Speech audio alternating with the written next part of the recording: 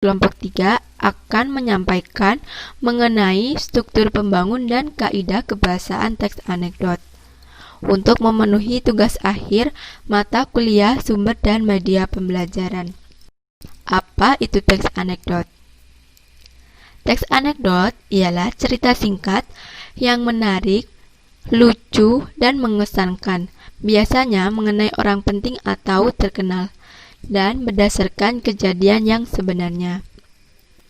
Teks anekdot berisikan cerita fiksi yang penyajiannya berdasarkan kisah dari kehidupan nyata. Struktur pembangun teks anekdot itu ada 5.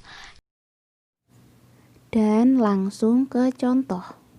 Struktur yang ada pada teks anekdot tersebut. Nah, struktur yang pertama yaitu abstrak. Abstrak di sini merupakan bagian yang menggambarkan isi teks secara umum agar pembaca bisa memberikan ilustrasi isi cerita. Seperti pada contoh, di sebuah kolam renang berkumpullah siswa dari sekolah Mayang Putri. Seperti itu ya contohnya.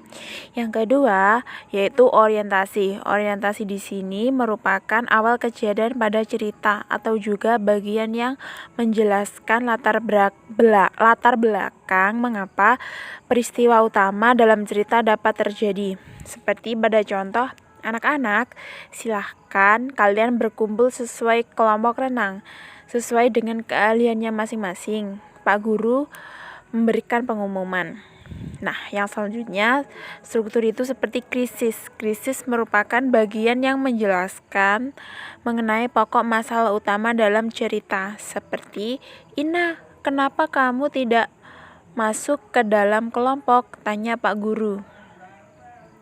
Yang selanjutnya yaitu reaksi. Reaksi di sini bagian yang akan melengkapi sebuah penyelesaian masalah yang ada dalam teks cerita anekdot. Seperti pada contoh, anu Pak, saya membuat kelompok sendiri saja, tapi jawab Ina ragu. Yang selanjutnya, struktur yang terakhir itu ada bagian penutup. Yang selanjutnya yaitu bagian koda. Bagian koda di sini merupakan penutup dari cerita teks anekdot tersebut. Seperti pada contoh, pada nggak mau Pak, soalnya nama kelompok renangnya Gaya Batu, jawab si Ina.